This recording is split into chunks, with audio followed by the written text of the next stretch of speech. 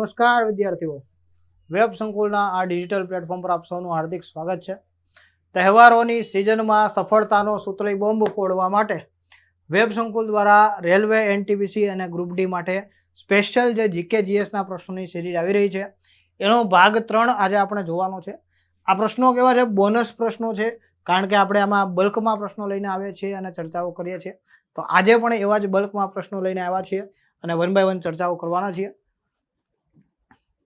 પરંતુ એની પહેલા એક તમારા માટે અલર્ટ છે, બરોબર છે. ઘણા વિદ્યાર્થીઓને ખ્યાલ નથી હોતો, આફ્ટર બેચ સ્ટાર્ટ થઈ જાય પછી પૂછે કે સાહેબ ક્યારે બેચ શરૂ થઈ, અમારે જોડાવાનું હતું, અમારે લેટ થઈ ગયું.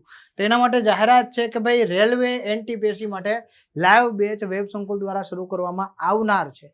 ક્યારે? તો કે ભાઈ 29 ઓક્ટોબર 2025 થી બેચ સ્ટાર્ટ થાય છે. તમારે આમાં જોડાવું છે, એડમિશન લેવું છે, તો પણ આમાં પહેલા શું મળશે? તો તમને આમાં 250+ કલાકના લાઈવ લેક્ચર્સ મળશે. CBT 1 અને CBT 2. તો આ શું છે? CBT 1 તો કમ્પ્યુટર બેઝડ ટેસ્ટ છે, જેમાં CBT 1 છે 100 માર્કની હોય છે, 90 મિનિટમાં હોય છે, અને CBT 2 120 માર્કની હોય છે, 90 મિનિટનો સમય હોય છે. કમ્પ્યુટર બેઝ આખી ટેસ્ટ લેવાતી હોય. મુખ્ય વિષય શું હોય? ગણિત હોય, રિઝનિંગ હોય અને સામાન્ય અભ્યાસ. અને અહીંયા CBT 1માં પણ અભ્યાસ સેમ હોય છે. તો આ બંને પરીક્ષાઓની તૈયારી તમારી એક સાથે થઈ જશે. જો તમે 12મું પાસ છો તો પણ તમે આ પરીક્ષા દઈ શકો છો, તમે ગ્રેજ્યુએટ છો તો પણ આ પરીક્ષા દઈ શકો છો. એટલે ખૂબ નાની ઉંમરમાં જો સરકારી નોકરી લેવી હોય ને તો તમારા માટે બેસ્ટ તક છે. કારણ કે રેલવેની નોકરી છે, કેન્દ્ર સરકારની નોકરી છે, મોંઘવારી ભથ્થા હોય કે પછી નવું પગાર પંચ હોય, સૌથી પહેલા લાગુ કોને પડે? તો કે કેન્દ્ર સરકારને લાગુ પડે. યસ. તો શું મળશે આમાં? તમને વીકલી કરંટ અફેર મળશે, બંને CBT 1 2 ની તૈયારી એક સાથે થશે, મોક ટેસ્ટ મળશે, ચેપ્ટર વાઇઝ ટેસ્ટ મળશે, લેક્ચરની PDF મળશે અને ચેપ્ટર વાઇઝ 100 જેટલા પ્રશ્નો તમને પ્રેક્ટિસ માટે મળશે. ટૂંકમાં કમ્પ્લીટ તૈયારી, સિલેબસ ઓરિએન્ટેડ તૈયારી અને પાક્કું સિલેક્શન અપાવી તૈયારી તમે આના અંતર્ગત કરી શકો છો. આ સિવાય તમને 3 બુક ફ્રી મળે છે તમને પ્રેક્ટિસ કરવા માટે. ગણિત, રિઝનિંગ અને સામાન્ય વિજ્ઞાન, કે સામાન્ય વિજ્ઞાનમાં ખૂબ સારો એવો ભાગ ભજવતો હોય છે, એની તમને બુક પણ મળે છે. યસ. એકચ્યુઅલ પ્રાઇસ 15,000 છે, પરંતુ દિવાળીનું જે કંઈ પણ તહેવાર છે એ અંતર્ગત તમે ખરીદી કરો છો તો 4,999 મળે છે. ઓકે. લાઈવ બેચમાં જોડાવા માટે વેબ સંકુલ લાઈવ એપ્લિકેશન ડાઉનલોડ કરવાની છે અને આપણા હેલ્પલાઇન નંબર ઉપર કોન્ટેક્ટ કરવાના છે કંઈ પણ માહિતી જોઈતી હોય તો એના માટે. ઓકે. તો શરૂઆત કરીએ છીએ આપણે પહેલા પ્રશ્નની. પશ્ચિમ બંગાળ નીચેનામાંથી કયા દેશો સિવાય અન્ય તમામ દેશ સાથે સરહદ ધરાવે છે? મતલબ કે કોઈ પણ એક દેશ સાથે પશ્ચિમ બંગાળ સરહદ ધરાવતું નથી, જ્યારે બાકીના દેશો સાથે ધરાવે. બાંગ્લાદેશ, પાકિસ્તાન, ભૂટાન કે પછી નેપાળ. તો પશ્ચિમ બંગાળ જેને વેસ્ટ બંગાળ કહે છે, અલ્ટિમેટલી તો ભાઈ ભારતનું જ હતું બંગાળ, બરોબર ને? પરંતુ અંગ્રેજોએ ભાગલા પાડ્યા હતા ઈસ્ટ બંગાળ અને વેસ્ટ બંગાળ. એમાંથી જે ઈસ્ટ બંગાળ હતું એ પાકિસ્તાન સાથે જોડાયું હતું ને. પહેલા એનું નામ શું હતું? પૂર્વ પાકિસ્તાન હતું. પરંતુ પછી ઇન્દિરા ગાંધીજી છે વડાપ્રધાન બને છે અને શું કહે છે કે ભાઈ આપણે એને અલગ પડાવી દઈશું અને બાંગ્લાદેશ નામ અપાવશું, પાકિસ્તાનના ત્રાસથી એ દેશને છૂટું પડાવશું. અને ત્યારબાદ બાંગ્લાદેશનો જન્મ થાય છે, બરોબર છે? તો યાદ રાખવાનું છે. અને આજે પશ્ચિમ બંગાળ છે તો સ્વાભાવિક છે બાંગ્લાદેશ સાથે જોડાયેલું હોય, પરંતુ પાકિસ્તાન સાથે સરહદ ધરાવતું નથી. શું કામ? તો કે પાકિસ્તાન છે ભારતમાં પશ્ચિમ કાંઠે આવેલું છે, જ્યારે બાકીના 3 દેશો શું છે ભારતમાં પૂર્વી કાંઠે આવેલા છે. તો સ્વાભાવિક વાત છે ને કે ભાઈ પશ્ચિમ બંગાળ ક્યાં આવ્યું છે? પૂર્વ બાજુ એવું છે. તો પૂર્વના દેશો સાથે જોડાય છે. પશ્ચિમ બાજુ પાકિસ્તાન છે, અફઘાનિસ્તાન છે, ત્યાં જોડાતું નથી. યસ.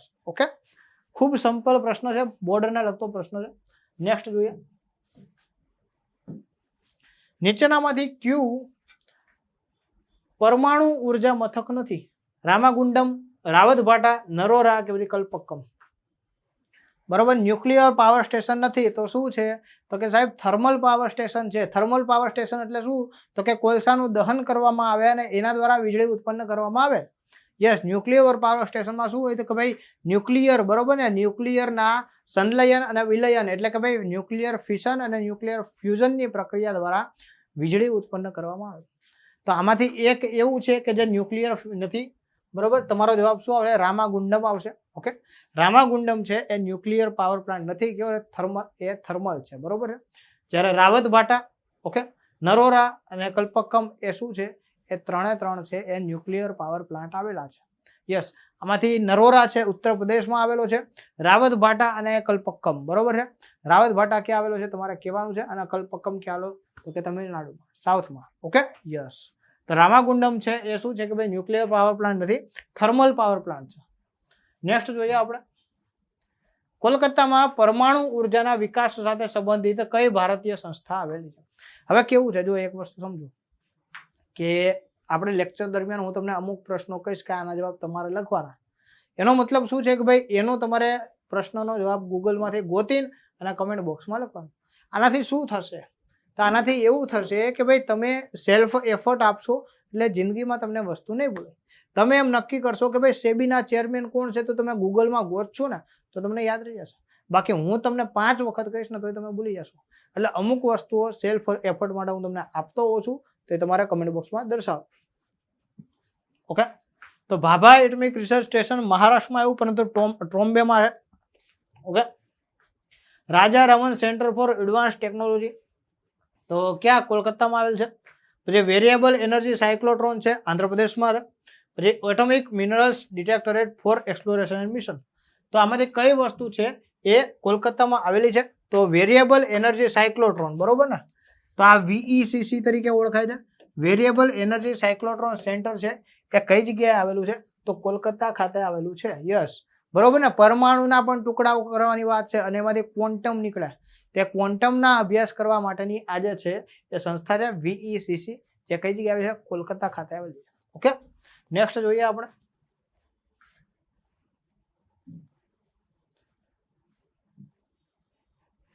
યસ, વિશ્વમાં કયા દેશમાં સૌથી વધુ કુદરતી ગેસનો ભંડાર આવેલો છે? બોલો, રશિયા, અમેરિકા, ઈરાન કે પછી ઈરાક? શું આવ્યું? કુદરતી ગેસ, બરોબર ને? ભારતનો તો ખૂબ પાછળ નંબર છે, 14મો કે 15મો નંબર છે, એટલે ભારત નહીં આવે. સૌથી વધારે નેચરલ ગેસ, બરોબર ને? કુદરતી ગેસનો ભંડાર કઈ જગ્યાએ આવેલો છે? તો કુદરતી ગેસનો ભંડાર રશિયામાં આવેલો છે. રશિયા તમે જોઈ શકો છો ભાઈ, વિસ્તારની દ્રષ્ટિએ ખૂબ મોટું છે અને રશિયામાં કુદરતી ગેસનો ભંડાર આવેલો છે. રશિયા સિવાય ક્યાં? તો કે ઈરાનમાં આવેલો છે, બરોબર છે? રશિયા સિવાય ઈરાક, ઈરાનમાં આવેલા છે. યસ, તો અહીંયા તમારો જવાબ શું આવશે? સૌથી વધારે આવશે રશિયામાં, ત્યારબાદ ઈરાનમાં આવશે. ઓકે,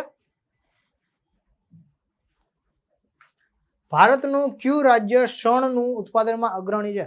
શણ એટલે શું? શણને જ્યુટ કહેવાય છે. તમે ઓલા કોથળાઓ જોયા હશે, પેલા ઘઉં કે એ પ્લાસ્ટિકમાં ન ભરવામાં આવતા, કોથળામાં ભરવામાં આવતા, સાદડીમાં ભરવામાં આવતા, બરોબર છે? એ લાકડા જેવા કલરનું હોય છે, એને શણ કહેવાય છે, બરોબર? એ શણમાંથી બને છે. યસ, શણના રેસા હોય અને એ રેસામાંથી એવું કોથળાઓનું એ બધું નિર્માણ થાય. ઓકે, તો શણનું સૌથી વધારે ઉત્પાદક પશ્ચિમ બંગાળ, સિક્કિમ, બરોબર? સિક્કિમ 2 વખત છે કે ભાઈ તમિલનાડુ? એવું ના હોય કે ભાઈ 2 વખત હોય, એ જવાબ હોય, બરોબર છે? તો શણના ઉત્પાદનમાં સૌથી વધારે છે પશ્ચિમ બંગાળ. તમારો અહીંયા જવાબ આવશે પશ્ચિમ બંગાળ. Okay, yes. પશ્ચિમ બંગાળ સિવાય કોણ છે? તો કે ગુજરાત પણ છે, આંધ્રપ્રદેશ પણ છે, કર્ણાટક પણ છે, પરંતુ સૌથી વધારે શણનું ઉત્પાદન ક્યાં થાય છે? પશ્ચિમ બંગાળમાં થાય છે. ઓકે, યાદ રાખવાનું છે કે ભાઈ વેસ્ટ બંગાળ છે એ શણના ઉત્પાદનમાં અગ્રણી. ખરેખર તમે લોકો જુઓ ને તો વેસ્ટ બંગાળ છે ને એ કેવું છે ખબર કે ભાઈ પોતે એક દેશ બની શકે ને એટલે એની પાસે ક્ષમતા છે. પછી ઉત્પાદન ક્ષેત્ર હોય, બાયોડાયવર્સિટી હોય, પશુપાલન હોય, દરેક બાબતમાં તમારે જોવું કે ભાઈ વેસ્ટ બંગાળ છે એ અગ્ર છે. ઓકે, અને આપણને ખ્યાલ છે ભાઈ વેસ્ટ બંગાળમાં એટલે ભાઈ મમતા દીદી છે શું છે? વિસ્તારની દ્રષ્ટિએ ઘણું મોટું રાજ્ય છે, બરોબર છે? અને જેમ એક દેશમાં જે ક્ષમતાઓ હોવી જોઈએ ને એટલી ક્ષમતાઓ છે વેસ્ટ બંગાળમાં. ઓકે, તો અહીંયા યાદ રાખવાનું છે કે પશ્ચિમ બંગાળ છે એ શણના ઉત્પાદનમાં અગ્રણી છે. ભારતમાં સૌથી વધારે ઉત્પાદન એનું છે. ફેબ્રુઆરી 19માં પ્રથમ ભારતીય મહિલા ફ્લાઇટ એન્જિનિયર બનીને ફ્લાઇટ લેફ્ટનન્ટ બનનાર કોણ? બરોબર, મહિલા ફ્લાઇટ એન્જિનિયર બનનાર સૌ પ્રથમ ભારતીય મહિલા. ઓકે, કોણ છે? શું આવશે? વિચારો જોઈ. યસ, મોહના સિંહ, હિના જયસ્વાલ, ભાવના શેઠ કે પછી અંજલિ ગુપ્તા? ઓકે, તો અહીંયા તમારો જવાબ શું આવશે? અહીંયા તમારો જવાબ આવશે હિના જયસ્વાલ આવશે. ઓકે, મહિલા ફ્લાઇટ એન્જિનિયર, બરોબર ને? મોહના સિંહ નહીં આવે, એ તો ભાઈ શું છે ભાઈ ફ્લાઇટ ઉડાડનાર હતા, બરોબર ને? ફ્લાઇટ કમાન્ડર હતા. જ્યારે હિના જયસ્વાલ છે શું છે ભાઈ મહિલા ફ્લાઇટ એન્જિનિયર છે કે ભાઈ વિમાનને લગતું એરફોર્સના જે વિમાન છે એને લગતું એન્જિનિયરિંગ કરનાર અને ઇન્ડિયન એરફોર્સમાં સેવા આપનાર કોઈ હોય તો એ હિના જયસ્વાલ છે. ઓકે, તો હિનાબેનને આપણે અહીંયા યાદ કરવા પડે કે ભાઈ હિના જયસ્વાલ છે. તમને એમ લાગે ને કે ભાઈ મહિલાઓ હું શું કરી શકું, તો ભાઈ ઇન્ડિયન એરફોર્સના જે વિમાનો છે એ વિમાનોના એન્જિનિયર તરીકે પણ મહિલા સેવા આપી શકે છે. જ્યાં એનું જીવતું જાગતું ઉદાહરણ છે. ઓકે, નેક્સ્ટ જોઈએ આપણે. આમાંથી નેપાળના પ્રથમ મહિલા રાષ્ટ્રપતિ કોણ છે? તો આ બધા કેવા છે ખબર? આ બધા તમને સીધા જ પ્રશ્નો છે કે ભાઈ આના ફેક્ચ્યુઅલ પ્રશ્નો કહેવાય. આમાં બે વસ્તુ થાય, કાં તો આવડે છે કાં તો નથી આવડતું. આમાં કન્ફ્યુઝન ના હોય. અને તમને રેલવેની પરીક્ષામાં આવા જ પ્રશ્નો પૂછવામાં આવે છે, કન્સેપ્ટ વાળા નહીં. કેવા પૂછવામાં આવે છે? સીધા પૂછવામાં આવે છે, યસ ઓર નો. ઓકે, તો અહીંયા શું આવશે? સુશીલા કાર્કી, વિદ્યાદેવી ભંડારી, અંસારી ધરતી મગર, એક પણ. તો વિદ્યાદેવી ભંડારી છે શું છે? સૌ પ્રથમ, બરોબર ને, રાષ્ટ્રપતિ છે ક્યાંના? તો કે ભાઈ નેપાળના. ઓકે, આપણે એક બાંગ્લાદેશના વડાપ્રધાન હતા કે જે ખૂબ ચર્ચામાં હતા, અને બાંગ્લાદેશમાં જ્યારે વિદ્રોહ થયો ત્યારે દેશ છોડીને આપણે ભારત આવી ગયા હતા. ભાવનગર નહીં, ભારત આવી ગયા હતા, અને ભારતથી પછી અન્ય દેશમાં આવી ગયા હતા. તો એ જે મહિલા વડાપ્રધાન હતા એનું નામ તમારે લખવાનું છે, બરોબર છે? હું તમને નામ કહી દઈશ તો તમને આવડી જશે, પણ સહેલું નામ છે, તમારે લખવાનું છે. બાંગ્લાદેશના એ મહિલા વડાપ્રધાન કે જે શું છે કે ભાઈ ત્યાંથી પોતાનું રાષ્ટ્રપતિ હતો, વડાપ્રધાન કે જે પોતાનો હોદ્દો છોડીને, કારણ કે શું કામ કે ભાઈ દેશમાં જે વિરોધ થયો હતો એને દબાવી નહોતા શક્યા, એની સામે પગલાઓ નહોતા લઈ શક્યા, એટલે એમણે દેશ છોડીને જતું રહેવું પડ્યું હતું. ઓકે, યસ, ખૂબ સરસ. તો તમારે લખવાનું છે. બીજી વસ્તુ તમને કહેવાની એ છે કે જો વિદ્યાર્થીઓ તમને ખરેખર આ વસ્તુ ગમતી હોય, ઉપયોગી લાગતી હોય, અને આગળ આપણે આવું ને આવું કન્ટિન્યુ કરીએ તો મેક્સિમમ લાઇક એન્ડ શેર કરવાનું છે. કમેન્ટ બોક્સમાં જે કંઈ પણ હોમવર્ક આપવું એ બતાવવાનું છે.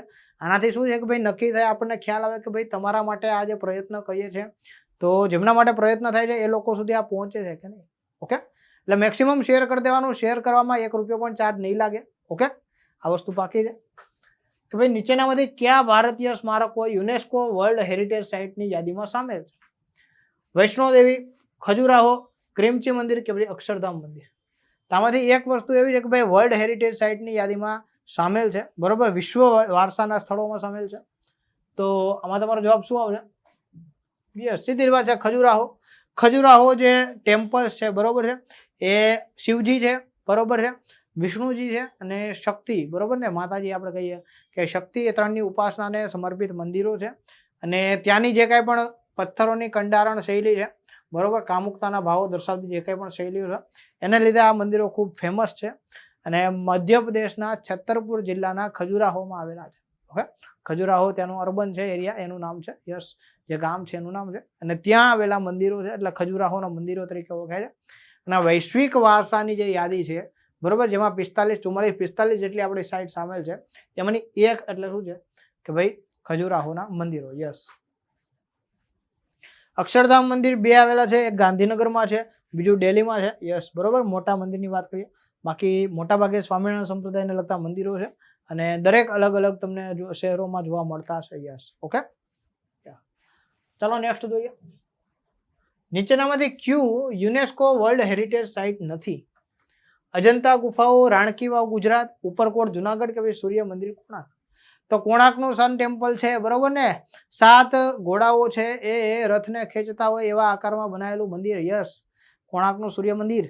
પછી રાણકી વાવ, બરોબર ને, રાણી ઉદયમતીએ ભીમદેવ પ્રથમની યાદમાં બંધાવેલી સોલંકી વંશનું એક ખૂબ મોટું નજરાણું, અને ₹100ની નોટમાં આપણને જે પાછળ ચિત્ર આવે છે એ. અને અજંતા ગુફાઓ, ઇલોરાની ગુફાઓ, બરોબર છે, કે આ બધું શું છે? એલિફન્ટાની મહારાષ્ટ્રની છે, બરોબર, ક્યાંની? મહારાષ્ટ્ર. અને આ દરેક વસ્તુઓ વિશ્વ વારસાના સ્થળોમાં સામેલ છે. જ્યારે ઉપરકોટનો કિલ્લો છે, બરોબર, જુનાગઢમાં આવેલો છે, એના વિશ્વ વિરાસત વારસાના સ્થળોમાં સામેલ નથી. ઓકે, તો અહીંયા તમારે આ સિવાય જંતર મંતર દિલ્હી છે એ પણ સામેલ છે, બરોબર, જંતર મંતર દિલ્હી પણ એમાં સામેલ છે. તો અહીંયા યાદ રાખવાનું છે કે ભાઈ ઉપરકોટનો જે કિલ્લો છે એ એમાં સામેલ નથી, બાકીની દરેક વસ્તુ એમાં સામેલ છે. ટેક ડાઉન એ કઈ ટેકનોલોજી અપનાવવામાં આવી છે? ટૂંકમાં કઈ રમતને લગતો શબ્દ છે, બરોબર? ટેક ડાઉન જે શબ્દનો ઉપયોગ થાય છે, ટેકનોલોજી નહીં, શું છે? કઈ રમતને લગતો શબ્દ છે?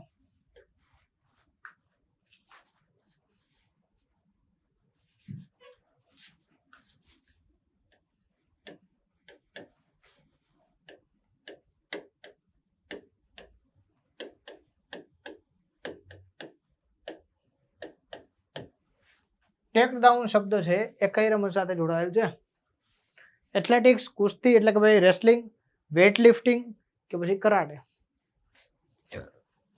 જો સ્પોર્ટ્સમાં તમને આવા પૂછે રમત અને એના શબ્દો, તો કરાટે આપણે કહીએ છીએ, જુડો કહીએ છીએ, બ્લેક બેલ્ટ કહીએ છીએ, ગ્રે બેલ્ટ કહીએ છીએ, કરાટે સાથે સંકળાયેલા. વેટ લિફ્ટિંગમાં કહીએ છીએ, બરોબર ને, લિફ્ટ કહીએ છીએ, ક્લેન્ચ કહીએ છીએ, તે શબ્દો કેની સાથે? વેટ લિફ્ટિંગ સાથે સંકળાયેલા છે, બરોબર.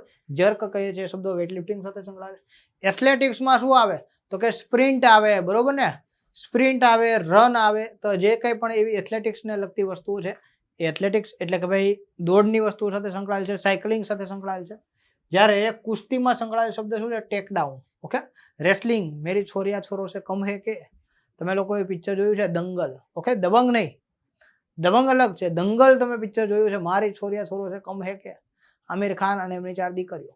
પિક્ચર કોના ઉપર છે? તો કે ભાઈ મહાવીરસિંહ ફોગાટ ઉપર છે. ફોગાટ સિસ્ટર ઉપર બનેલું પિક્ચર છે, બરોબર. ગીતા ફોગાટ અને બબીતાજી ફોગાટ. અને આ એ બહેનો છે કે કોમનવેલ્થમાં ગોલ્ડ અપાવનાર ગીતા ફોગાટ, બરોબર છે. અને એમની ઉપર બનેલું આ પિક્ચર છે જેનું નામ શું છે? દંગલ છે. અને એમાં આ શબ્દ વપરાય છે ટેક ડાઉન. તો અહીંયા તમારો જવાબ શું આવશે? કુસ્તી આવશે, રેસલિંગ આવશે. બાસ્કેટબોલમાં એક શોટમાં મહત્તમ કેટલો સ્કોર કરી શકાય? બરાબર. બાસ્કેટબોલ તમે રમતા હોય ને, તો બાસ્કેટબોલમાં એક શોટમાં તમે મહત્તમ કેટલો સ્કોર કરી શકો? તો કેવું હોય ખબર છે કે ભાઈ એકવાર આપણે તમને લોકોને ખ્યાલ છે કે ભાઈ ઓવરમાં કેવું છે કે તમને ફ્રી હિટ મળે. નો બોલ જાય ને, તમે લોકોને ક્રિકેટમાં ખબર, જો નો બોલ જાય ને તો એક તમને રન, એક બોલ એક્સ્ટ્રા ફેંકવા મળે, જેને ફ્રી હિટ કહેવાય છે. તો જનરલી ઓવર કેટલાની હોય? 6 દડાની હોય. પરંતુ જો નો બોલ જાય છે તો એક તમારે એક્સ્ટ્રા બોલ ફેંકવાનો આવે. તો આવી રીતના તમને 7 દડા મળે છે. અને 7 દડા ઉપર તમે મેક્સિમમ કેટલા? 7 દડામાં સિક્સર મારીને તમે કરી શકો, બરોબર. 6 × 7 = 42. તો આવી રીતના અહીંયા બાસ્કેટબોલમાં કેવું હોય કે ભાઈ જો ફાઉલ જાય ને તો તમને મળે, એક તો 3 પોઈન્ટ મળે, પ્લસ ફાઉલ જાય ત્યારે 1 પોઈન્ટ વધારે મળે. તો મેક્સિમમ બાસ્કેટબોલમાં એક જે શોટ છે એમાં તમને કેટલા મળે? 4 પોઈન્ટ મળી શકે છે, 4 સ્કોર મળી શકે છે. બાસ્કેટબોલમાં સિંગલ શોટમાં તમને કેટલા? 4 શોટ મળી શકે છે. ઓકે. 3 તમને શું મળે કે ભાઈ તમે ડાઉન કર્યા છે એના, બરોબર છે. અને 1 પોઈન્ટ મળે જ્યારે સામેવાળી વ્યક્તિ ફાઉલ કરે છે તો ત્યારે તમને મળે છે હિટ. ઓકે. એકચ્યુઅલી તમને કેટલા મળે? મેક્સિમમ 4 મળે છે. આપણે એમ કહી શકીએ કે બાસ્કેટબોલમાં સિંગલ શોટમાં તમને મેક્સિમમ 4 પોઈન્ટ મળે. નીચેનામાંથી કઈ મિસાઇલ DRDO દ્વારા વિકસાવવામાં આવેલી કેનિસ્ટર લોન્ચ સરફેસ ટુ સરફેસ, બરોબર. કેનિસ્ટર લોન્ચ એટલે શું છે કે તમે લોકો જોયું છે કે ભાઈ ટ્રક જેવું હોય અને એની ઉપર આને ટ્રાન્સફર કરવામાં આવતી હોય, પછી 4 ભૂંગળા હોય, બરોબર છે. આવી રીતના શું હોય કે ભાઈ આવી રીતના આપણે અહીંયા દોરીને તમને બતાવું. યસ.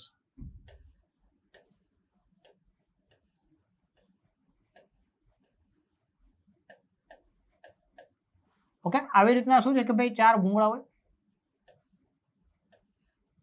યસ. અને અહીંયાથી છોડવામાં આવે, અહીંયા શું છે કે અહીંયા ટ્રક હોય. ઓકે. આ શું છે કે આ ટ્રક હોય અને આવી રીતના છોડવામાં આવે. શું છે કે આને કેનિસ્ટર લોન્ચ કહેવાય. તો આમાંથી કઈ જે મિસાઇલ છે આપણે કહીએ કે મિસાઇલ? યસ. તો એ કેનિસ્ટર લોન્ચ છે. તો અહીંયા તમારો જવાબ આવશે શૌર્ય. ઓકે. શૌર્ય મિસાઇલ કેવી છે? સરફેસ ટુ સરફેસ છે. પૃથ્વી પરથી સપાટીથી સપાટી ઉપર જાય, જ્યારે સામસામા યુદ્ધ હોય, મોરે મોરો હોય, ત્યારે શૌર્ય મિસાઇલનો ઉપયોગ થાય છે, બરોબર. ત્યારે આપણે આકાશમાંથી નથી જવાનું, સામે વાળો સીધું મારે છે, આપણે સીધું જ મારવાનું છે. પૃથ્વી ઉપરથી છોડી સામે સપાટી ઉપર જ મારવાનું છે. ઓકે. ત્યારે શું ઉપયોગ થાય? શૌર્ય મિસાઇલનો ઉપયોગ થાય છે. તો યાદ રાખજો કેવી છે? કેનિસ્ટર ટેકનોલોજી વાળી મિસાઇલ છે અને હાઇપરસોનિક છે, ખૂબ સ્પીડ વાળી છે, બરોબર. 700 થી 1200 કિલોમીટરની આની રેન્જ હોય છે. 700 થી 1900, સોરી, આની રેન્જ કેટલી હોય? 700 થી 1900 કિલોમીટર સુધી હોય છે. કે તમે ડિફાઇન કરો કેટલી, એના આધારે તમે કરી શકો છો. મતલબ કે ભાઈ તમારે અને હાઇપરસોનિક સ્પીડ હોય, બરોબર. કે ભાઈ અવાજની ગતિ કરતાં પણ ખૂબ વધારે, આટલી સ્પીડથી આ મિસાઇલ જાય છે અને સામેવાળાના ટાર્ગેટને તહેસ નહેસ કરી નાખે છે, નેસ્ત નાબૂદ કરી નાખે. તો યાદ રાખવાનું છે શૌર્ય મિસાઇલ છે. શું છે? તો કે કેનિસ્ટર લોન્ચ મિસાઇલ છે, બરોબર. સરફેસ ટુ સરફેસ અને હાઇપરસોનિક ટેક્ટિકલ મિસાઇલ છે. નીચેનામાંથી કઈ DRDO દ્વારા વિકસિત મલ્ટી બેરલ રોકેટ સિસ્ટમ છે? હવે શું આવ્યું? રોકેટ સિસ્ટમ આવી. એક સાથે કેટલા રોકેટ છોડાય ખબર છે? 1 મિનિટમાં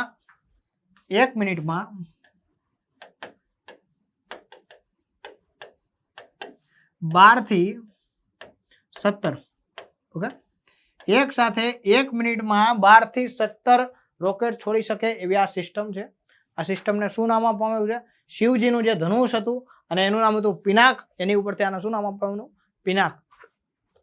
ઓકે. શિવજીનું જે ધનુષ છે ને, બરોબર ને, ત્રિશુલ નહીં, શિવજીનું જે ધનુષ હતું, આ એ જ ધનુષ કે ભાઈ રામાયણમાં રામજી સીતાજીના સ્વયંવરમાં ભગવાન શ્રી રામ છે એ આ ધનુષ ઉઠાવે છે, બરોબર. તો એ ધનુષનું નામ શું છે? પિનાક ધનુષ છે.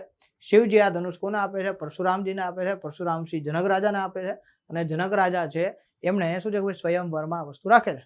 તો ટૂંકમાં આપણા માટે અગત્યનું શું છે કે ભાઈ પિનાક એ શું છે તો ભાઈ ઇન્ડિયન જે હિસ્ટ્રી છે, બરોબર ને, એમની સાથે સંકળાયેલો શબ્દ છે, બરોબર છે. અને બીજી એક વસ્તુ કે ભાઈ કેટલા, તો કે 12 થી લઈને 17 જેટલા એક સાથે આમાં છોડવામાં આવે.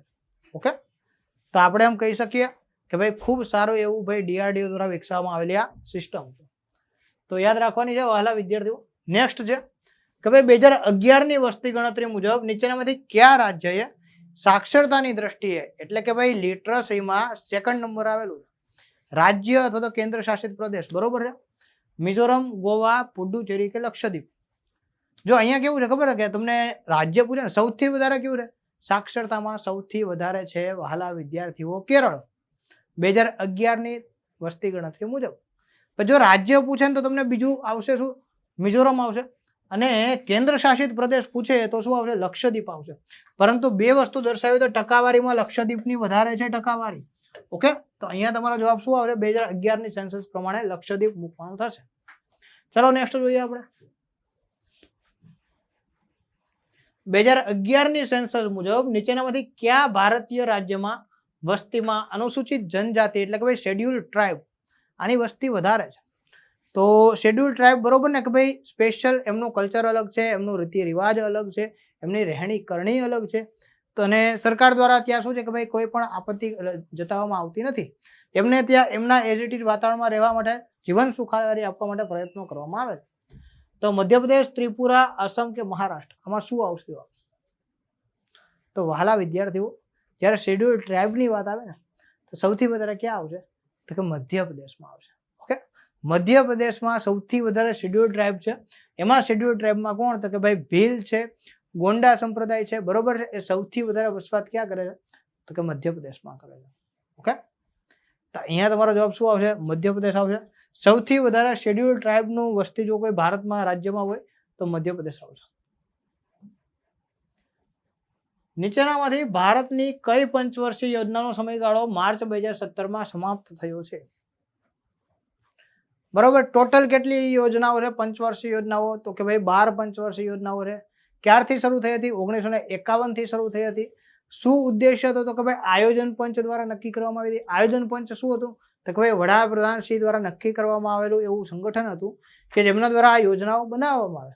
અને આ યોજનાઓ અંતર્ગત શું છે ભાઈ દેશના અલગ અલગ મુદ્દાઓને કેન્દ્રિત કરી એના માટે સોલ્યુશન વાળી નીતિઓ બનાવવા. ગરીબી છે, બેકારી છે, ભૂખમરો છે, બરોબર, ઉદ્યોગો છે, બેરોજગારી છે, યસ. પછી શું છે કે ભાઈ અનાજ ઉત્પાદન છે, એગ્રીકલ્ચર છે, સર્વિસ સેક્ટર છે, બરોબર, ઇન્ડસ્ટ્રી સેક્ટર છે, પછી મહિલા સુરક્ષા છે. હવે અલગ અલગ બાબતોને ધ્યાનમાં રાખીને અલગ અલગ પંચવર્ષીય યોજનાઓ બનાવી છે. અત્યાર સુધીમાં આવી 12 યોજનાઓ આવી છે, બરોબર. અને 2017માં એટલે કે ભાઈ 2012 થી 2017 5 વર્ષ માટે યોજના હોય તો 12મી પંચવર્ષીય યોજના છે એનો સમયગાળો હતો. શું કામ? તો કે ભાઈ ત્યારબાદ ગવર્મેન્ટ બદલાઈ જાય છે, એનડીએની ગવર્મેન્ટ આવે છે, એમના દ્વારા નીતિ આયોગ રચવામાં આવે છે, national institution for transforming India, બરોબર. આ લોકો પંચવર્ષીય યોજનાઓ બનાવતા. આમના દ્વારા શું છે ભાઈ 15 વર્ષના વિઝન બનાવવામાં આવે છે, સ્ટ્રેટેજી બનાવવામાં આવે છે, એક્શન એજન્ડા બનાવવામાં આવે છે. ઓકે, તો અહીંયા યાદ રાખવાનું છે, બરોબર. 10મી પંચવર્ષીય યોજના સમયગાળો તો ભાઈ 2002 થી 2007, 2007 થી 2012 11મી અને 2012 થી 2017 કઈ 12મી. યસ, તો આવી રીતના યાદ રાખવાનું છે 5 વર્ષની આ યોજનાઓ.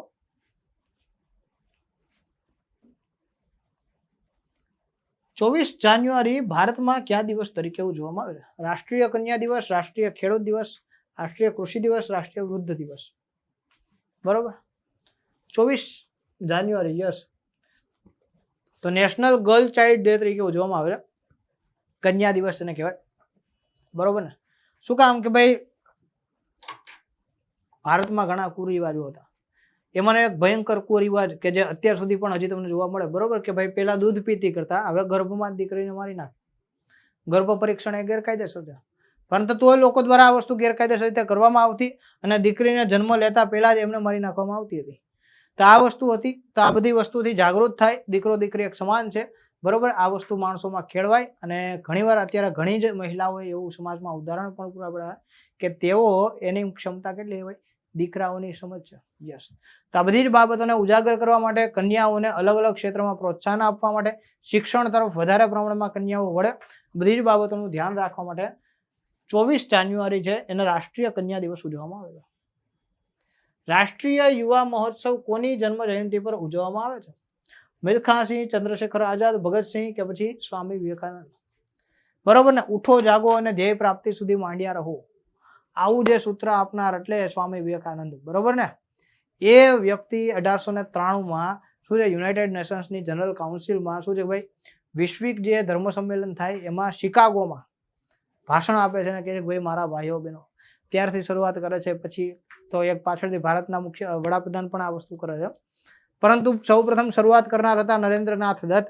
સ્વામી વિવેકાનંદ જે પોતાના મૂલ્યો, આચારોના બધા શું છે કે ભાઈ મૂલ્યો છે, એમના જે કાંઈ પણ અનુભવ છે, આ બધી જ વસ્તુઓને વર્તમાનમાં આચારમાં મૂકીને શું છે કે ભાઈ ફેમસ છે. યસ. અને ધાર્મિક જે કાંઈ પણ પ્રચારની વાત કરી છે એમણે કરેલી છે. અને ખૂબ અગત્યની વાત છે, યુવાઓને પ્રોત્સાહન આપવાની વાત છે, અને એમનું નામ છે સ્વામી વિવેકાનંદ. ઓકે. યસ. સ્વામી વિવેકાનંદજીનો એક આપણને પ્રસંગ યાદ આવે કે કેવું હતું ખબર છે કે ભાઈ સ્વામી વિવેકાનંદજી એક પુલ ઉપરથી પસાર થઈ રહ્યા હતા અને છોકરાઓ અલગ અલગ વસ્તુઓ ત્યાં રમતા હતા. એટલે છોકરાઓ સ્વામીને કીધું કે સ્વામીજી, તો કે બોલો બેટા, તો કે સ્વામીજી આ નદીમાં તમને સામે એક ઓલો પથ્થરો દેખાય છે, ખબર છે? તો કે હા દેખાય છે. તો કે તમે એને ટચ કરી શકો, પથ્થરથી બીજા પથ્થરથી એને અડાડવું તો અડાડી શકો? તો કે અડાડી દઈએ. તો કે બરોબર છે. અને સ્વામીજી 3 પથરા કે ત્રણ પથરા જે નદીમાં પડેલો પથ્થર છે એને અડી જાય. તો કે સ્વામીજી એટલું બધું કેમ? તો કે તમે લોકો નદી જુઓ છો, પાણી જુઓ છો, આસપાસની વસ્તુઓ જુઓ છો, અને હું પથ્થરો જોઉં છું. આને શું કહે ભાઈ? એકાગ્રતાની શક્તિ. તો આટલા બધા શું છે કે ભાઈ કોન્સ્ટન્ટ કહી શકાય, બરોબર, એકાગ્ર કહી શકાય એવા વ્યક્તિ હતા સ્વામીજી. અને અનેક ધર્મોની એવી ધાર્મિક વાતો કરેલી છે, બરોબર છે. અને ખૂબ સારું એવું વ્યક્તિત્વ હતા. એમના જન્મદિવસે શું છે કે ભાઈ સ્વામી વિવેકાનંદના જન્મદિવસે રાષ્ટ્રીય યુવા દિવસ ઉજવવામાં આવ્યો. ઇલેક્ટ્રોનિકમાં આઈસીનું પૂર્ણ સ્વરૂપ શું છે? જો ઇન્ટરનલ, આંતરિક એટલે ઇન્ટરનલ, અને સંકલિત એટલે ઇન્ટિગ્રેટેડ, બરોબર. ઇન્ડિપેન્ડન્ટ એટલે સ્વતંત્ર. ઇંગ્લિશ નામ છે પણ અહીંયા ગુજરાતી કરી નાખ્યું છે, એટલે કાંઈ વાંધો નહીં, તમારે ગુજરાતીમાં એનો જવાબ આપવાનો છે. અને ઇનબિલ્ટ તો અહીંયા આપેલું છે. તો આઈસી એટલે શું છે ખબર? ઇન્ટિગ્રેટેડ સર્કિટ છે, જેને સંકલિત સર્કિટ કહેવાય છે. અહીંયા જવાબ શું આવે? ઇન્ટિગ્રેટેડ સર્કિટ તમારો જવાબ બનશે. આઈસી નો ઉપયોગ ક્યાં થાય? કમ્પ્યુટરમાં થાય, બરોબર ને? થર્ડ પેઢીના, ત્રીજી જનરેશનના જે કમ્પ્યુટર હતા 1981 ને લઈને 1995 સુધી જે કમ્પ્યુટરો બનેલા એમાં શું છે? આઈસી નો ઉપયોગ થયો હતો. યસ. તો યાદ રાખજો કે ભાઈ આઈસી એટલે શું છે? ભાઈ ઇન્ટિગ્રેટેડ સર્કિટ છે. ઇન્ટરનેટમાં ટીસીપી નું પૂરું નામ શું છે? તો એક પ્રોટોકોલ છે, બરોબર, એક પ્રોગ્રામ છે જે શું કરે? પ્રોટોકોલ એટલે શું? જો કમ્પ્યુટરમાં ઘણા લોકોને ખબર નથી, પ્રોટોકોલ એટલે શું? પીઓપી હોય, બરોબર છે, એનએસપી હોય, આઈએમએપી હોય. તો અહીંયા શું હોય? ટીસીપી આપ્યો. તો આ પ્રોટોકોલનો મતલબ શું છે કે ભાઈ નિયમોનો સમૂહ, બરોબર ને?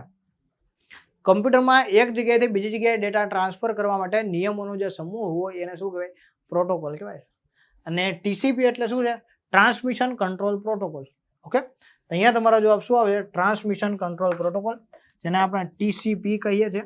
અને આ ટીસીપી નું કામ શું છે કે જે કાંઈ પણ ડેટા ટ્રાન્સફર થઈ રહ્યા હોય એ પેકેટ સ્વરૂપમાં છે, બ્લોક સ્વરૂપમાં છે, એ બધી જ વસ્તુને આઈડેન્ટિફાઈ કરવાનું કામ આ ટીસીપી અંતર્ગત કરવામાં આવે છે. ઓકે.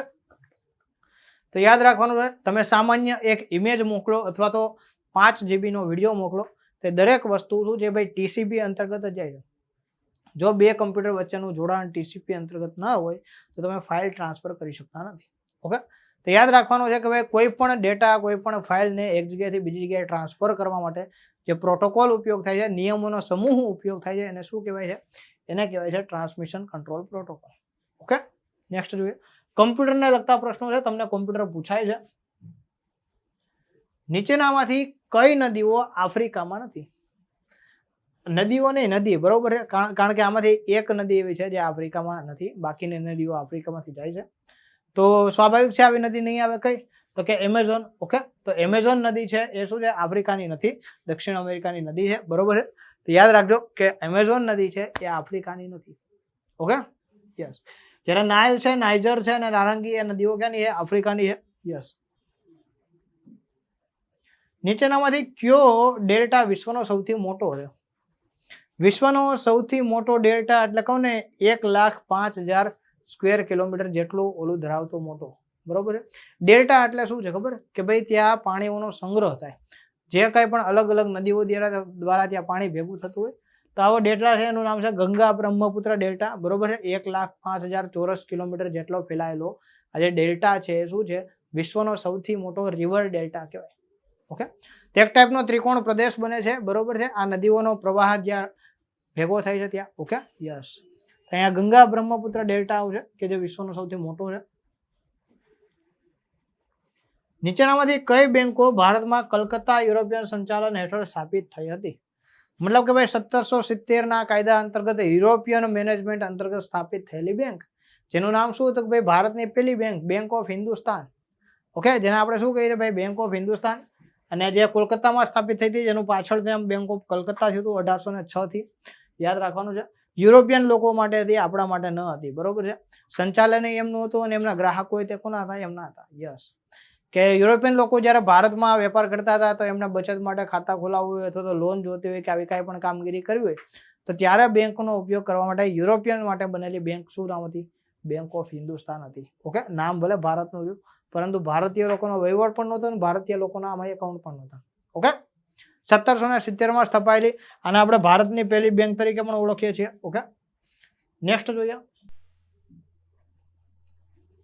નીચેનામાંથી સિડબી નું પૂરું નામ શું છે? બરોબર, સિડબી એ શું છે, ઓલ ઇન્ડિયા ફિનાન્શિયલ ઇન્સ્ટિટ્યૂટ છે. સિડબી ની જેવી બીજી કઈ છે, નાબાર્ડ છે સાહેબ, આ સિવાય આરબીઆઈ છે, બરોબર છે. સિડબી છે, આ સિવાય કઈ છે તો કે ભાઈ નેફફીડ કરીને છે, નેશનલ બેંક ફોર ફાઇનાન્શિયલ અને શું ભાઈ ઇન્ફોર્મેશન, બરોબર, ઇન્ફ્રાસ્ટ્રક્ચર ડેવલપમેન્ટ, બરોબર, નેફફીડ કહેવાય છે. તો ભાઈ સિડબી નું પૂરું નામ શું છે?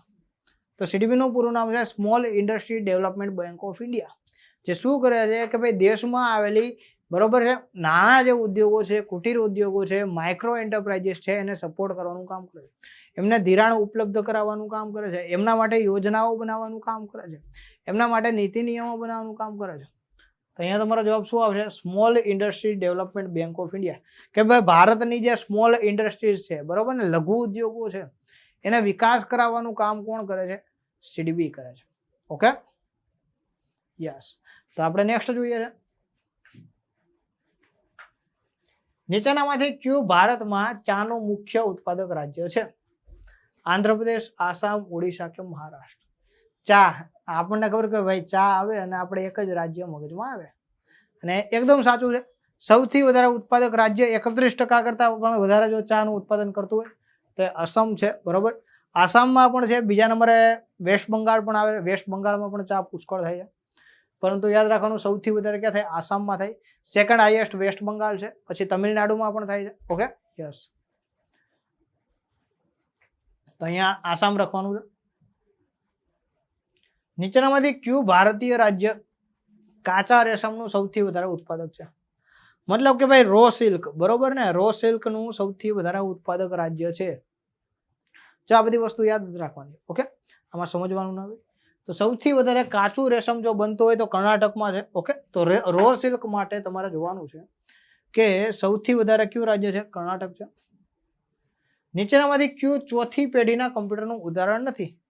બરોબર છે, મતલબ કે ભાઈ એક છે એ ચોથી પેઢીનું નથી, બાકીના જે 3 છે ચોથી પેઢીના કમ્પ્યુટર છે. ચોથી પેઢીના કમ્પ્યુટરમાં શું ઉપયોગ થાય તો કે સાહેબ એમાં વેરી લાર્જ સ્કેલ ઇન્ટિગ્રેશનનો ઉપયોગ થાય, VLSI નો ઉપયોગ થાય, બરોબર. એની સાઇઝ કેવી છે, નાની છે, બરોબર છે. અને ચોથી પેઢીના કમ્પ્યુટર કે જેના અંતર્ગત શું છે કે ભાઈ જે કાંઈ પણ કામકાજ છે ખૂબ ઝડપથી થતું હોય છે અને એનો જવાબ છે ICL 2900, બરોબર છે. આ ચોથી પેઢીનું નહીં પરંતુ ત્રીજી પેઢીનું કમ્પ્યુટર છે. જ્યારે સ્ટાર 1000, TRS 80 અને Apple II આ કમ્પ્યુટર નાના થયા, બરોબર છે. આનો મતલબ શું થાય કે ભાઈ આ જે 3 કમ્પ્યુટર છે આ આની કરતા નાના હશે.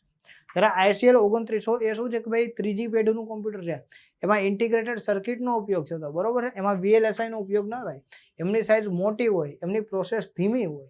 Okay, yes. અહીંયા તમારે શું યાદ રાખવાનું છે કે ભાઈ Apple II, TRS 80 અને સ્ટાર 1000 શું છે, ચોથી પેઢીના કમ્પ્યુટર છે, જ્યારે આ એક નથી. Okay, yes. નેક્સ્ટ જોઈએ. કમ્પ્યુટરના સેન્ટ્રલ પ્રોસેસિંગ યુનિટમાંથી એક વિચિત્ર પસંદ કરો અથવા તો અલગ પડતું, બરોબર, વિચિત્ર ના લખાય, અલગ પડતું પસંદ કરો.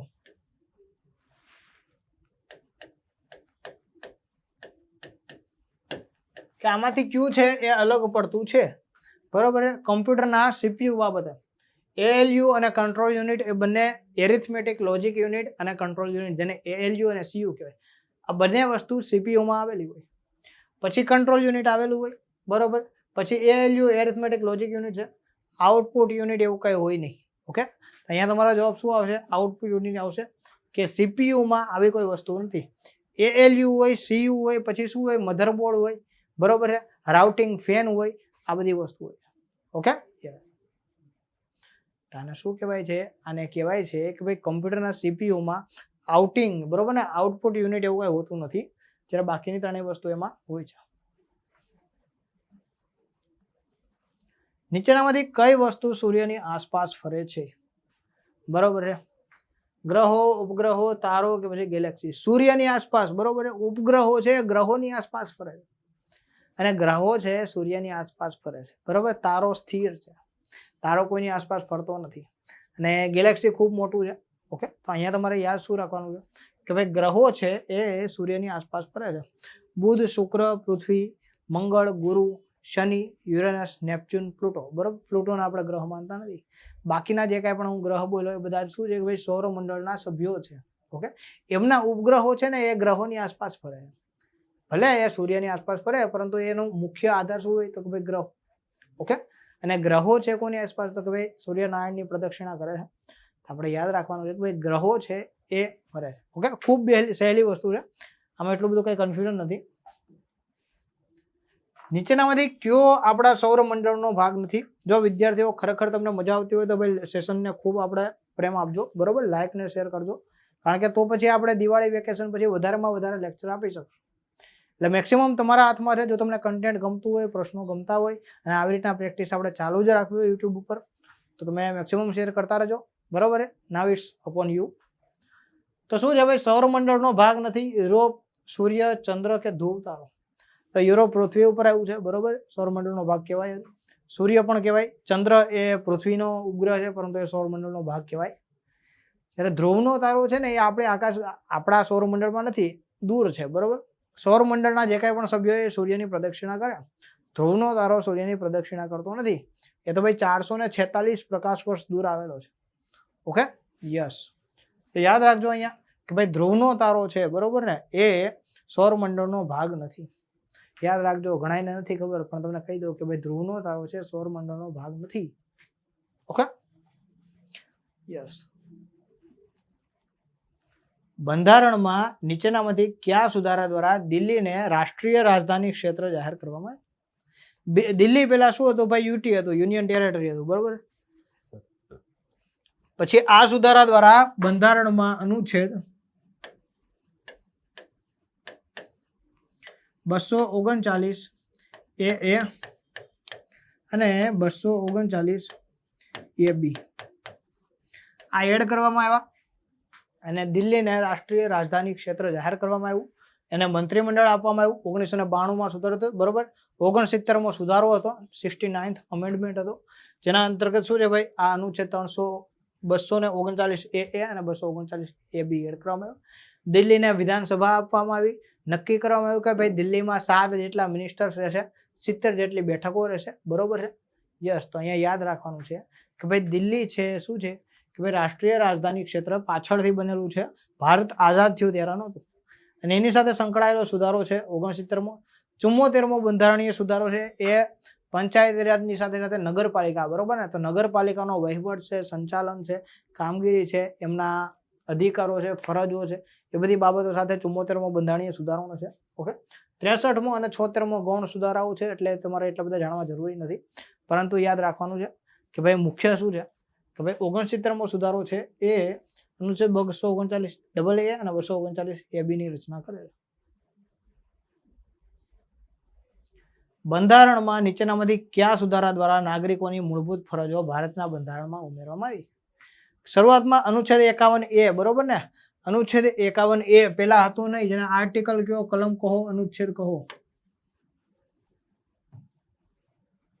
યસ.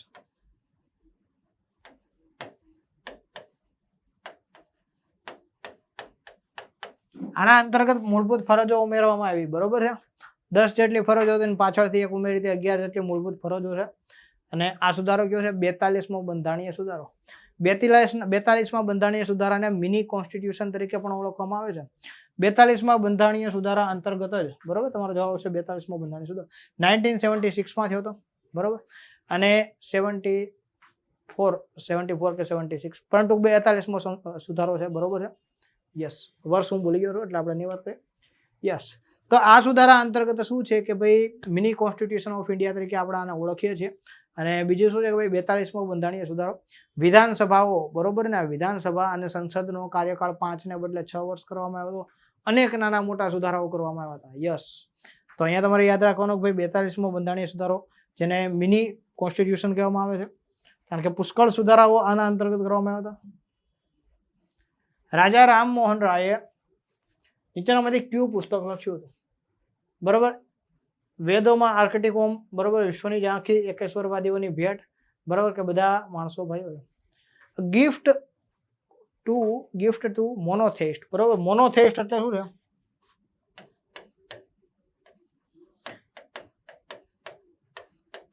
મોનોથિસ્ટ,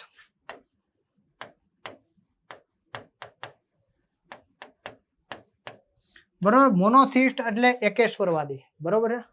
કે ગિફ્ટ ટુ મોનોથિસ્ટ કરીને લખવામાં આવ્યું હતું કે ભાઈ એકેશ્વરવાદીઓ કે જે એક જ ઈશ્વર છે એમ માને છે, અને એમના દ્વારા કેવા વર્તન કરવામાં આવે છે, એમના વિચારો શું હોય છે, એમના દ્વારા સમાજને કઈ દ્રષ્ટિથી જોવામાં આવે છે, બધી જ બાબતોનો ઉલ્લેખ એમના આ પુસ્તકમાં હતો. રાજા રામમોહન રાય કોણ છે?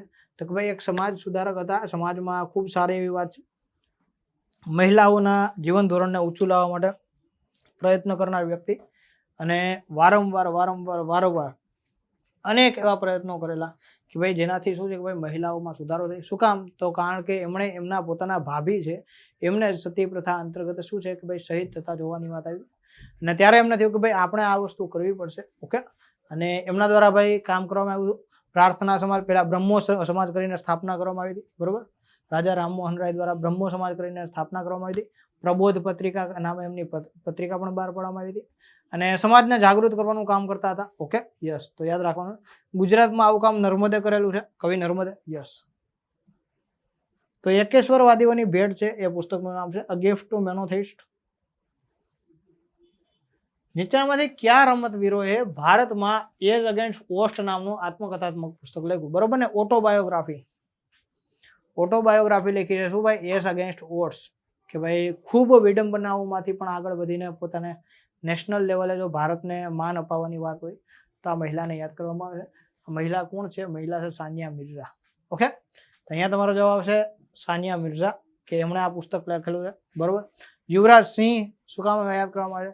તો ભાઈ કેન્સરમાંથી બહાર આવેલા ક્રિકેટર, ખૂબ સારા એવા ક્રિકેટર, અને કેન્સર થયું હતું ને કેન્સરની આ પ્રોસેસમાંથી બહાર નીકળી અને પોતે ફરીવાર મેદાન સુધી પહોંચેલા ક્રિકેટર હતા, એટલે એનું જે ઇન્ડોમિટેબલ સ્પિરિટ હતું એ ખૂબ અગત્યનું કહેવાય.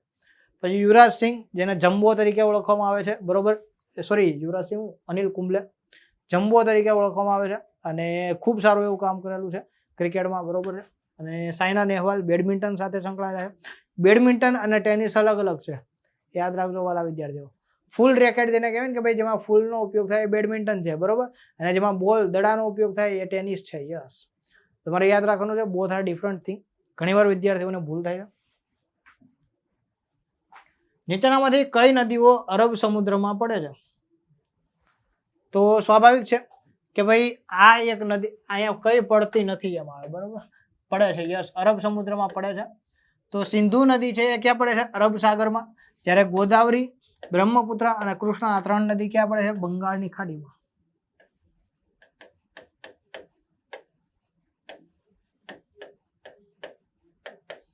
સિંધુ નદી સિવાય જો બીજી કોઈ નદી કેવી હોય તો કઈ હોય? તો કે ખંભાતના અખાતમાં મળે ને આગળ જઈને અરબ સાગરને મળે તેવી નદી કઈ? નર્મદા નદી, કારણ કે પશ્ચિમથી પૂર્વથી પશ્ચિમ વહે છે. ત્યારે ગોદાવરી, બ્રહ્મપુત્ર અને કૃષ્ણા એ નદીઓ ક્યાં છે કે ભાઈ એ બંગાળની ખાડીને મળે, બે ઓફ બંગાળમાં મળે. ઓકે, તો એનું પાણી છેલ્લે ક્યાં મળે એના આધારે નક્કી થાય છે. યસ, તો સિંધુ નદી છે માનસરોવરથી નીકળે છે, તિબેટના માનસરોવરથી ભારતમાં આવે, પાકિસ્તાન જાય, બરોબર, અને પછી છેલ્લે ક્યાં છે કે ભાઈ પાકિસ્તાનમાંથી કરાચી થઈને છેલ્લે શું છે કે ભાઈ અરબ સાગરમાં ભળી જાય. તો અહીંયા તમારો જવાબ શું આવશે? સિંધુ નદી છે એ અરબ સાગરમાં ભળે છે, જ્યારે બાકીની 3 નદી બંગાળની ખાડીમાં ભળે છે. યસ,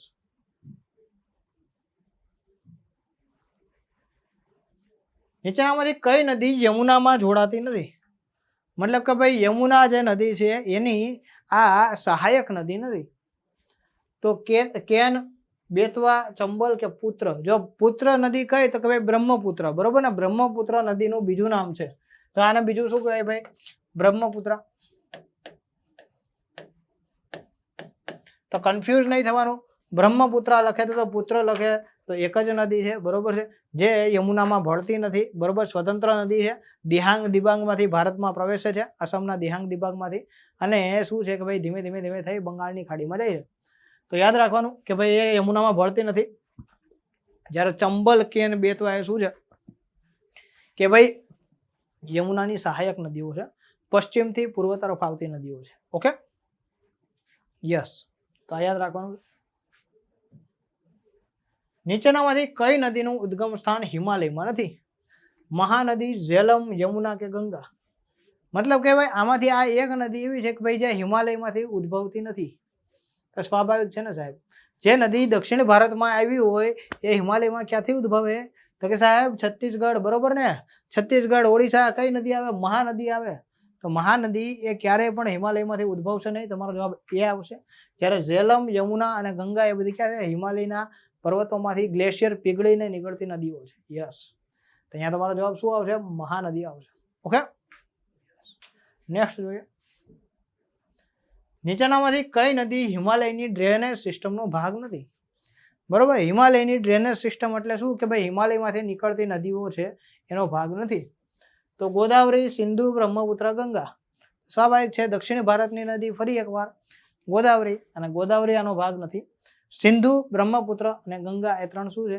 હિમાલય ડ્રેનેજ સિસ્ટમનો ભાગ છે કે ભાઈ ગ્લેશિયર પીગળે છે, હિમાલયના બરફના પર્વતો પીગળે છે અને એમાંથી પાણી નીચે થઈને વહી અને અલગ અલગ નદીઓમાં જાય છે. યસ. ઓકે, અહીંયા તમારો જવાબ શું આવશે? સિંધુ, બ્રહ્મપુત્ર અને ગંગા એ ત્રણેય હિમાલય ડ્રેનેજ સિસ્ટમનો ભાગ કહેવાય. Okay, yes. તે વસ્તુ યાદ રાખવાની છે. નીચેનામાંથી કઈ જાતિ નીલગિરી પર્વતોમાં જોવા મળતી નથી? ટોડા, ક્વોટા, કુરુમ્બા કે રવિ? તો અહીંયા તમારો જવાબ રવિ આવશે, બરોબર છે. આ ટોડા નહીં આવે કારણ કે ટોડા જોવા મળે છે. અહીંયા આપણે જવાબ સુધારી જ નાખીએ. ઓકે, તમારો જવાબ શું આવશે? રવિ. કારણ કે રવિ પાક હોય, બરોબર ને? રવિ શું છે કે ભાઈ ખેતીને લગતો પાક હોય છે અને જનજાતિ નહીં. તો અહીંયા તમારો જવાબ આવશે રવિ. બાકીની ત્રણે જે જનજાતિઓ છે, કુરુમ્બા છે, ક્વોટા છે અને ટોડા છે, ત્રણે ત્રણ શું છે? તમિલનાડુ. આપણે આગળ એક વાત થઈ હતી કે ભાઈ ટોડા છે તમિલનાડુમાં જોવા મળે છે. યસ. અને નીલગિરી ક્યાં આવેલું છે? ભાઈ તમિલનાડુ, બરોબર ને? કેરળ, એ બધો પટ્ટો કવર કરે. તો ટોડા, ક્વોટા અને કુરુમ્બા ત્યાં છે. જ્યારે રવિ છે પાક છે, બરોબર. રવિ પાક એટલે શું? તો કે ભાઈ શિયાળામાં વાવણી કરવામાં આવતો પાક. શિયાળામાં વાવણી કરવામાં આવે નવેમ્બર ડિસેમ્બરમાં અને એની લણણી ક્યારે થાય? માર્ચ એપ્રિલમાં થાય. જેમ કે ઘઉં છે, જુવાર છે, બરોબર. તો રવિ એ પાક છે, બરોબર, જનજાતિ નથી. જ્યારે બાકીની ત્રણ જનજાતિ છે. હાલના આંકડા મુજબ નીચેનામાંથી કઈ ભારતની આદિવાસી ભાષા છે? બરોબર, આદિવાસી ભાષા છે, લોક ભાષા નહીં, બરોબર ને? સ્પેશિયલ ટ્રાઇબ દ્વારા બોલાતી ભાષા છે. તો કઈ ભાષા છે? કોણ કે છે? કોંકણી, કોંકણ પટ્ટામાં બોલવામાં આવે, બરોબર છે. ભોજપુરી છે, બિહાર બાજુ બોલવામાં આવે, બરોબર છે. અને ગોંડી છે, મૈથિલી છે. તો ગોંડી જે ભાષા છે શું ભાઈ? ગોંડ જનજાતિ દ્વારા બોલવામાં આવે. ઓકે, ભીલ લોકો દ્વારા ભીલી ભાષા બોલવામાં આવે છે, જેને ભીલાલી તરીકે પણ ઓળખવામાં આવે છે. તો ગોંડી ભાષા છે શું છે ભાઈ? જનજાતિની ભાષા છે. ઓકે, યાદ રાખવાનું છે. જનજાતિની ભાષા કઈ છે? ગોંડી છે. Okay, yes. તો આ બધા પ્રશ્નો હતા. આજે તમને હોમવર્ક ખૂબ ઓછેલું આપેલું છે એટલે તમે લોકો સમજી શકો છો, બરોબર.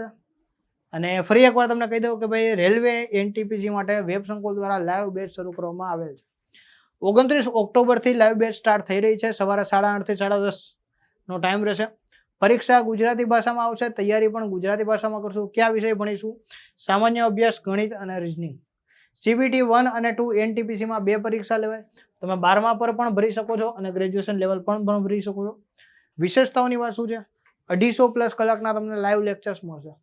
આ સિવાય CBT 1, 2 બંનેની તૈયારી એક સાથે થશે. સિલેક્શન સુધીની સંપૂર્ણ તૈયારી. પછી વીકલી કરંટ અફેરના લેક્ચર આવશે, ટેસ્ટ, મોક ટેસ્ટ આવશે, ચેપ્ટર વાઇઝ ટેસ્ટ આવશે, લેક્ચરની PDF આવશે. આ દરેક વસ્તુ તમને મળશે. તો આ બેચમાં જોડાવા માટે શું છે? 3 બુક પણ તમને ફ્રી મળે છે. ગણિત, રીઝનિંગ અને સામાન્ય વિજ્ઞાન. ઓકે, લાઈવ બેચ છે. લાઈવ બેચમાં જોડાવા માટે વેબ સંકુલ લાઈવ એપ્લિકેશન ડાઉનલોડ કરવાની. કંઈ પણ હેલ્પની જરૂર પડે તો આપણા કોન્ટેક્ટ નંબર ઉપર પૂછી શકો છો. એકચ્યુઅલ પ્રાઇસ 15,000 છે, પરંતુ દિવાળીના તહેવારોને ધ્યાનમાં રાખીને ફક્ત 4,999માં તમને આ બધી જ વસ્તુઓ મળે. તો આ બેચમાં જોડાવા માટે શું કરવાનું છે? તો ઓફિશિયલ જે કાંઈ પણ છે વેબ સંકુલ લાઈવ એપ્લિકેશન તમારે ડાઉનલોડ કરવાની છે એન્ડ્રોઈડ પ્લે સ્ટોરમાં જઈ, અથવા તો મેક તમારે જે સ્ટોરમાં જઈ. અને બીજું શું કરવાનું છે કે ભાઈ આપણા કોન્ટેક્ટ નંબર ઉપર કોન્ટેક્ટ કરવાનો, અથવા તો મેડમ મારે આ કોર્સમાં જોડાવવું છે, મારે શું કરવાનું રહેશે તમે મને જણાવો. અહીંથી તમને સહાય સેન્ટરમાંથી બેન મદદ કરવામાં આવશે અને તમને શું છે કે ભાઈ માહિતી આપવામાં આવશે. ઓકે, તો જે કોઈ પણ વિદ્યાર્થીઓને આમાં જોડાવવું હોય તો ખૂબ વહેલી તકે જોડાઈ જાવ. ફરી એકવાર દરેક વિદ્યાર્થીઓને દિવાળીનો પર્વ ચાલી રહ્યું છે એની ખૂબ ખૂબ શુભેચ્છાઓ. દિવાળી છે, બેસતું વરસ છે, ભાઈબીજ છે, અને આ જ લોકોની સંસ્કૃતિ છે, અને આ જ વસ્તુ માણસને શું છે અંદરથી ઉલ્લાસ ભરે છે, ઉત્સાહ ભરે છે અને ખુશ રાખે છે. ઓકે, તો દરેક વિદ્યાર્થીઓ ખુશ રહ્યો અને 2026માં સફળતાનો સુતળી બોમ્બ ફોડો અને પોતાના પરિવારને અને પોતાની જાતને એક સ્વાભિમાનનું સપનું પૂરું કરાવો. ઓકે, આ નોકરી લઈ શકો છો તમે, બસ પ્રયત્ન કરવાનો છે. બાકી યુટ્યુબ ઉપર જોતા રહ્યો, મેક્સિમમ શેર કરતા રહ્યો, પ્રેમ આપતા રહ્યો, અને જે કાંઈ પણ તમારે ડાઉટ હોય, ક્વેરી હોય, કમેન્ટ બોક્સમાં પૂછી શકો છો. મળીએ છીએ નેક્સ્ટ લેક્ચરમાં. ત્યાં સુધી દરેક વિદ્યાર્થીઓને જય હિન્દ, જય ભારત, વંદે માતરમ. Thank you.